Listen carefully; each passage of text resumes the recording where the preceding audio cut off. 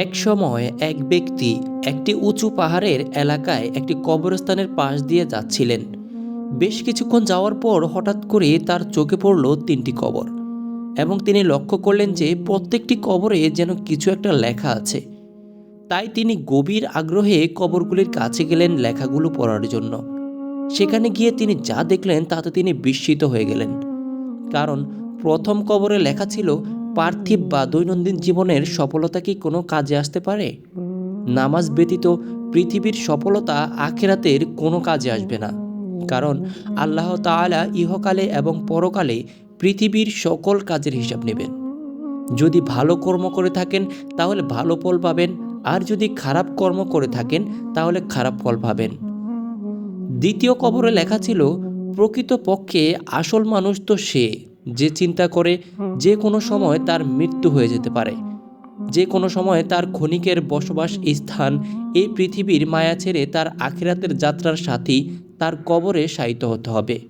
তৃতীয় কবরে লেখা ছিল, ভয় হয় না কেন সেই সব মানুষদের যারা বুঝতে চায় না কিছুদিন পরেই তার যৌবন বৃদ্ধে পরিণত হবে, শরীরের সকল সৌন্দর্য নষ্ট হয়ে যাবে এবং চামড়া কুঁচকে যাবে।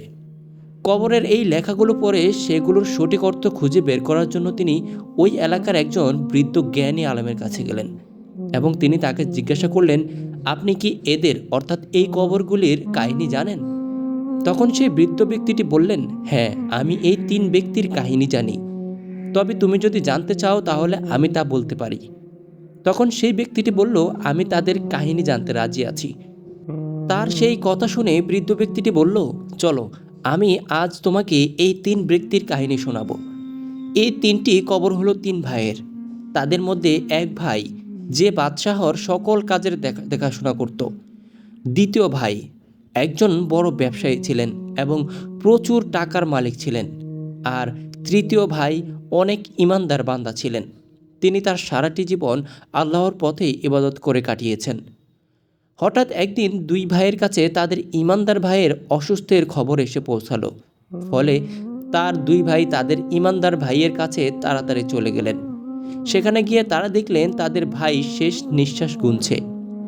তারা তাদের ভাইকে জিজ্ঞাসা করলেন, তোমার কি কোনো শেষ ইচ্ছা আছে, বা তুমি তোমার সম্পত্তিগুলোকে তোমার ছেলে মেয়েদের মধ্যে কিভাবে ভাগ করতে চাও? আমাদেরকে বলো, আমরা তাই করব। তখন তার মৃত্যুশয্যাকালীন ভাই বললেন, তাদের দেওয়ার মতো আমার কাছে কিছু নেই। তখন তার ভাইয়েরা বললেন, তাহলে তুমি আমাদের সম্পত্তির কিছু অংশ নাও, আর সেই অংশ নিয়ে তোমার ছেলে মেয়েদের ইচ্ছে পূরণ করে যাও, বা তোমার মনের শান্তি পূরণ করে যাও। তখন ওই ইমানদার ব্যক্তিটি বললেন, না, আমার কোনো কিছুর দরকার নেই। তাই যখন তিনি তার ব্যবসায়ী ভাইকে বললেন, ভাই, তুমি আমার একটি কাজ করবে। আমি যখন মৃত্যুবরণ করব আর আমাকে গোসল করানোর পর যখন কবর দেওয়া হবে, তখন আমার কবরের উপর লিখে দেবে যে পার্থিব বা দৈনন্দিন জীবনের সফলতা গ্রহণ কি কোনো কাজে আসতে পারে? পৃথিবীর সফলতা আখিরাতের কোনো কাজে আসবে না, আর আল্লাহ তাআলা পৃথিবীর সকল কাজের হিসাব নেবেন। যদি ভালো কাজ করে থাকেন তাহলে ভালো ফল পাবেন, আর যদি খারাপ কাজ করে থাকেন তাহলে খারাপ ফল পাবেন। আর এই কথাগুলো লিখে দেওয়ার পর পরপর 3 দিন আমার কবরের কাছে যাবে।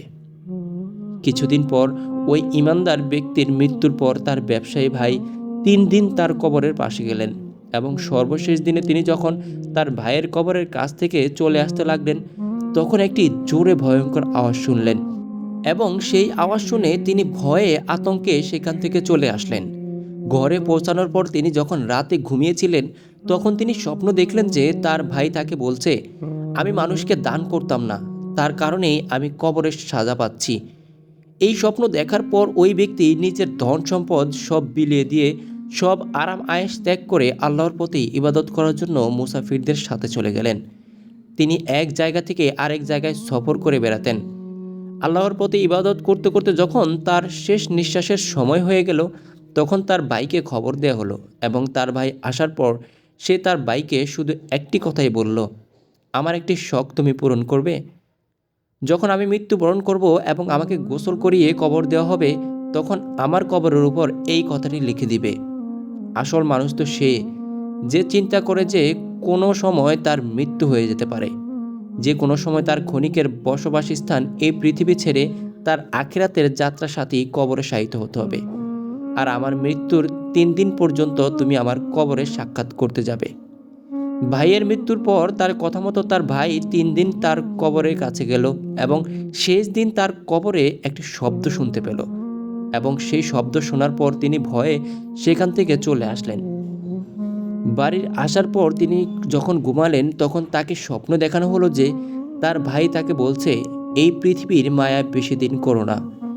ভাইয়ের এই কথা শুনে সে স্বপ্ন থেকে জেগে উঠল এবং সে তার সন্তানদের সকল ধন সম্পত্তি বন্টন করে চলে গেল সাধারণ জীবনযাপনের জন্য। এইভাবে কিছুদিন কেটে যাওয়ার পর যখন তার জীবন প্রদীপ নিভে যাওয়ার পথে, তখন সেখানে তার ছেলেদের ডাকলো এবং সে তার ছেলেদেরকে বলল, আমি আমার দায়িত্ব পালন করেছি। বর্তমানে আর আমার কাছে কোনো কিছুই নেই যা তোমাদের দিতে পারবো। বাবা হিসেবে আমার শেষ ইচ্ছা তুমি আমার কবরে লিখে দিবে। ভয় হয় না কেন সেই সব মানুষদের যারা বুঝতে চায় না কিছুদিন পরে তাদের যৌবন বৃদ্ধে পরিণত হবে, শরীরের সকল চামড়া কুঁচকে যাবে। বাবার কথা মতো ছেলেটি তার বাবার কবরে কথাটি লিখে দিল এবং বাবা মারা যাওয়ার কয়েকদিন পর রাতে সে যখন ঘুমিয়েছিল তখন তার বাবা তার স্বপ্নে এসে তাকে জানিয়ে দিল, পৃথিবীতে তুমি তোমার সব কাজকর্ম সেরে নাও, যত পারো আল্লাহর ইবাদত করো, মানুষের মধ্যে দান করো এবং সৎ পথে চলো। আজকের ঘটনাটি এই পর্যন্তই। আসুন আমরা আল্লাহ ও তার রাসূলের পথ অনুসরণ করে চলি, তাহলে আমাদের জীবনটা সুন্দর হবে। সবাই ভালো থাকবেন, সুস্থ থাকবেন। আল্লাহ সবাইকে ভালো রাখুক, সুস্থ রাখুক। আল্লাহ হাফেজ। আসসালামু আলাইকুম ওয়া রাহমাতুল্লাহি ওয়া বারাকাতুহু।